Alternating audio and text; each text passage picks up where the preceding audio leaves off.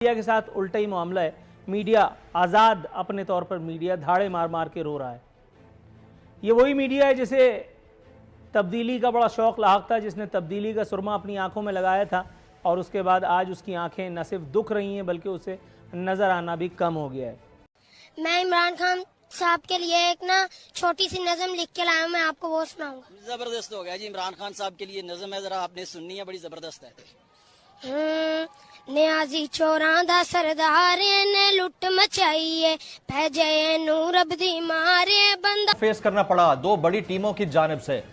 आपको लगता है कि क्या वाकयातन ये एब्सोल्युटली नॉट का शाखसाना है? और अगर ऐसा है तो फिर आने वाले दिनों में हमें कितने बड़े रद्द-ए-अमल का सामना करना पड़ सकता है?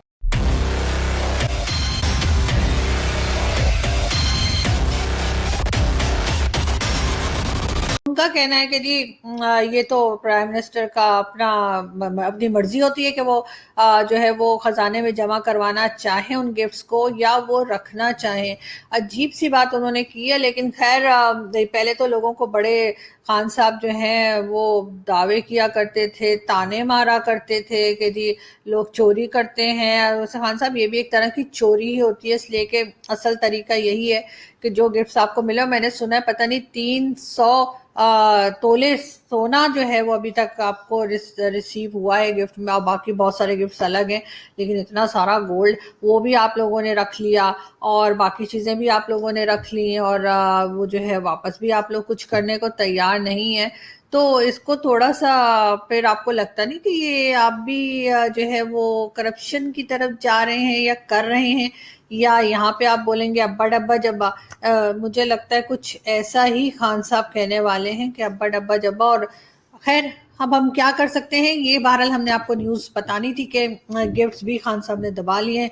अब देखते हैं कि कब कुछ इसका जवाब देते हैं या जमा करवाते हैं। ऐसे करवाएंगे नहीं, आई एम श्योर, क्योंकि ये गवर्नमेंट जिस तरह से चल रही है, जिस तरह की बातें कर रही है, जिस तरह की हरकतें कर रही है, वो काफ़ी जो है वो एम्बैरेसिंग है। जैसे कि आपने देखा ही कि शरियार आफरीदी जो अमेरिका गए थे, उन्होंने किस तरह की वीडियोस जो है वो अपलोड की है कि हर तरफ बात हो रही है, हर तरफ जो है वो शरियार आफरीदी की वीडियो दिखाई जा रही है इंडियन चैनल्स पे और सब जगह। और वो बात करने गए कश्मीर की, उनकी अपनी हालत जो हुई हुई है, मुझे लगता नहीं कि वो कोई कश्मीर की बात कर पाएंगे। खैर हम चलते हैं आगे और आज की वीडियो की लास्ट वीडियो आपको दिखाते हैं, तो आपको शायद कुछ अंदाजा हो कि इमरान खान साहब की गवर्नमेंट कितना जबरदस्त तरीके से पाकिस्तान में काम कर रही है, और फिर उसके बाद हम आपसे इजाजत लेंगे। हमें मैं इमरान खान साहब के लिए एक ना छोटी सी नज़म लिख के लाया हूं, मैं आपको वो सुनाऊंगा। जबरदस्त हो गया जी। इमरान खान साहब के लिए नज़म है, जरा आपने सुननी है, बड़ी जबरदस्त है। नियाजी चोरां दा सरदार ने लुट मचाई है, भेजे नूर अब्दी मारे बंदा कसाई है, बनिया फिरदा एक कप्तान शैतान दबाई है, हाय तब्दीली रास ना आई, हर कोई आखे हाय महंगाई, ओ वेखो सड़कां ते मंगन आवाम आई है, तब्दीली अजाब लेके आप आई है, साडा पीएम अलीम खान दा वड्डा पाइए। जी, तो ये बच्चा जो है ये वैसे तो खैर बड़ी अच्छी आवाज़ है इसकी, बड़ा अच्छा गा रहा है, लेकिन साथ साथ गवर्नमेंट की परफॉर्मेंस के बारे में भी बता रहा है, साथ साथ गवर्नमेंट जिस तरह से काम कर रही है, जिस तरह से लोग परेशान है, ये बच्चा वो बताने की भी कोशिश कर रहा है। जाहिर है जो इसने अपने आसपास होते हुए देखा होगा, जो इसने अपने घर वालों का हाल देखा होगा, तो उसी की ये बात कर रहा है। तो इसमें मेरे ख्याल है कि गवर्नमेंट को माइंड नहीं करना चाहिए बल्कि अपनी परफॉर्मेंस के ऊपर फोकस करना चाहिए। वैसे खान साहब ने ये भी कहा है कि जी 3 साल बड़े मुश्किल थे, और नहीं बल्कि ये भी कहा है कि 3 साल बड़े मुश्किल थे, अगले 2 साल और मुश्किल है। इसका मतलब है कि कोई अच्छाई की उम्मीद ना रखें, कोई बेहतरी की उम्मीद ना रखें, और अगले 2 साल भी खान साहब गुजारेंगे और उसके बाद हो जाएंगे 9-2-11। फेस करना पड़ा दो बड़ी टीमों की जानिब से। आपको लगता है कि क्या वाकयातन ये एब्सोल्युटली नॉट का शाखसाना है? और अगर ऐसा है तो फिर आने वाले दिनों में हमें कितने बड़े रद्द-ए-अमल का सामना करना पड़ सकता है? डॉक्टर साहब जी देखिए, इसके बारे में दो राय हैं। मैं खुद ही कन्विंस नहीं हूं कि पाकिस्तान के खिलाफ एक डेलिब्रेट खासतौर पे उन दो टीमों ने, न्यूजीलैंड की टीम ने और इंग्लैंड की टीम ने जो हमारे साथ क्रिकेट खेलने से माजूरी का इजहार किया है, उनका रवैया भी अगर आप देखें तो वो काफी पॉजिटिव है। और न्यूजीलैंड ने तो कोशिश की है कि किसी थर्ड वेन्यू के ऊपर हम पाकिस्तान के साथ मजीद क्रिकेट खेलने के लिए तैयार हैं। तो मुझे नहीं लगता कि ये कोई एक ग्रैंड इंटरनेशनल कॉन्स्पिरेसी का किस्सा है। ये जरूर है कि पाकिस्तान के खिलाफ जो जहरीला प्रोपेगेंडा जो भारत की तरफ से किया जा रहा है, उसके नतीजे में हो सकता है कि उनको पॉइजन किया गया हो, उनको डराया गया हो और खौफ की जो फजा जो है वो उसके हवाले से उन टीमों से ये कहा गया हो कि अगर आप पाकिस्तान जाएंगे, और हमारे पास इस किस्म के सबूत भी हैं जो कि हमारे वज़ीर इत्तलात ने और बाकी लोगों ने भी मीडिया के सामने रखे, जिसके हवाले से धमकियां दी गई, टेलीफोन कॉल करवाई गई और वो उन्होंने पूरे का पूरा वो जो मसला लेआउट किया है। तो इस हवाले से मेरे ख्याल के अंदर एक ऐसा माहौल पैदा किया जाए जिसके अंदर वो प्लेयर जो है वो आसानी के साथ, और फिर 5i का भी एक जो रोल है जो इसके अंदर, हाँ जी, तो उसके वजह से ऐसी फजा पैदा की गई जिसके अंदर खिलाड़ी जो है वो अपनी दिलजमी के साथ पाकिस्तान का अगर क्रिकेट खेलना भी चाहते तो वो खेल नहीं सकते। राइट। मैं फैसल करीम कुंडी साहब, निज़ाम की बोसीदगी के हवाले से आपसे जानना जरूरी है। एक शख्स लंदन में बैठा है और पाकिस्तान में उसको वैक्सीन लग जाती है, पहली डोज उसको लग जाती है उसके शनाख्ती कार्ड के ऊपर। मैं मियां नवाज शरीफ साहब की एग्जाम्पल दे रहा हूँ। अब ये भी डर है कि वो दूसरी डोज न लगवा लें आने वाले चंद दिनों के अंदर। तो ये सिस्टम की बोसीदगी कितनी इंपॉर्टेंट है और कितना बड़ा क्वेश्चन मार्क है हमारे वैक्सीनेशन के निज़ाम समेत नादरा के निज़ाम के ऊपर? देखें, ये तो एक बहुत बड़ा मजाक हुआ है पिछले दिनों जब मियां नवाज शरीफ साहब की वैक्सीनेशन का आया। इससे चंद दिन पहले आपने देखा होगा कि यहाँ पर बीबीसी के जो नुमाइंदा है इस्लामाबाद में, उन्होंने एक वीडियो बनाई थी। वो एक वैक्सीनेशन सेंटर गई, उन्होंने वहाँ पर रजिस्ट्रेशन की और उस रजिस्ट्रेशन के बाद उन्होंने वैक्सीन नहीं लगाई और वह ऐसे ही निकल आई। और कुछ अर्स टाइम के बाद उनको मैसेज आ गया कि आपकी वैक्सीनेशन जो है वो फर्स्ट डोज का है या सेकेंड डोज का वो आपको हो चुकी है।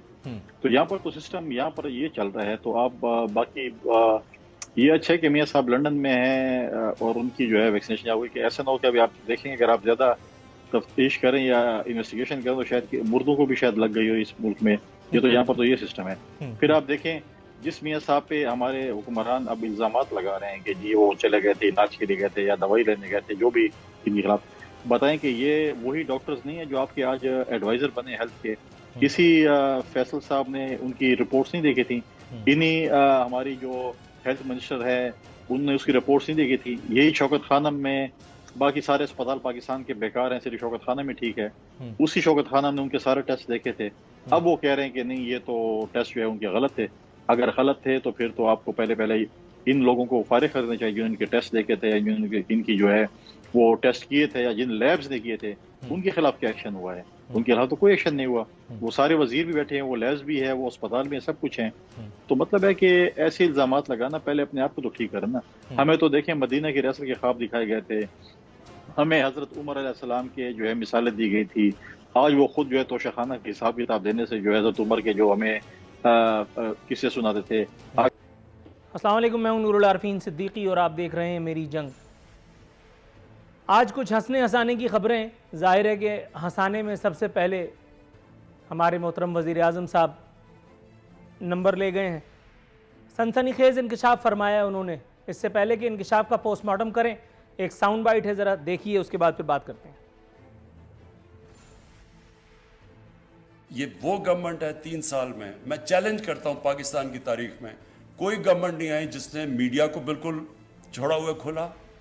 आप जरा देखें कि आप सिर्फ ये उठा के देख लें, आपके लिए बड़ा आसान होगा कि 3 साल के अंदर कितनी प्रो खबरें निकली हैं हमारी और कितनी एंटी, कितने प्रो प्रोग्राम हुए और कितने एंटी।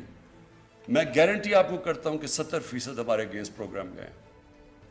मैं गारंटी करता हूं कि जो न्यूज़ आइटम्स जिनकी एंगलिंग है मेजर अखबारों में देखो 70% हमारे खिलाफ है।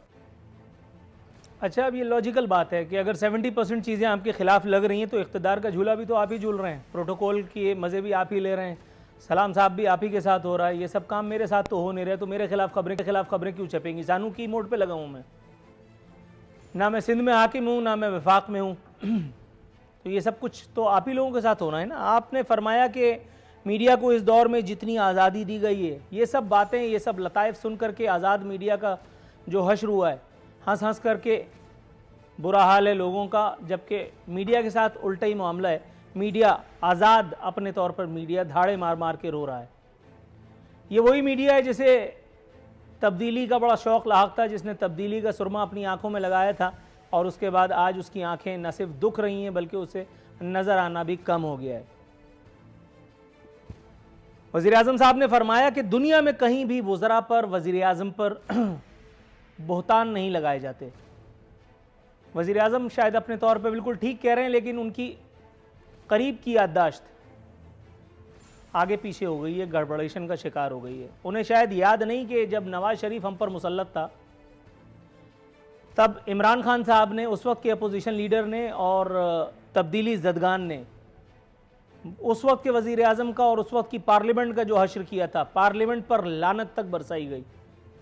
ये अलग बात कि उस लानत ज़दा पार्लियामेंट से मिलने वाले तमाम फयूज़ व बरक़ात हंस करके जेब में डाल लिए गए और आज तक उसमें से धेला भी वापस नहीं किया गया।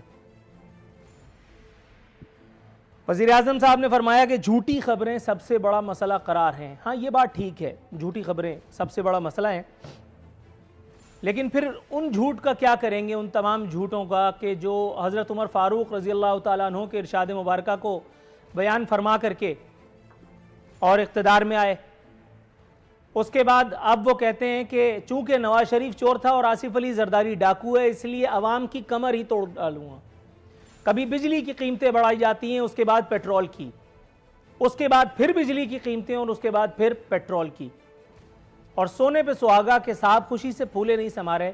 फरमा रहे हैं कि हमने मीडिया को वो आज़ादी दी है जो किसी डिक्टेटर के दौर में नहीं मिली। डिक्टेटर के दौर में इमरान खान को जितना एयर टाइम मिला उसका तसव्वुर भी किसी जमहूरी डिक्टेटर के दौर में किसी अपोजिशन लीडर को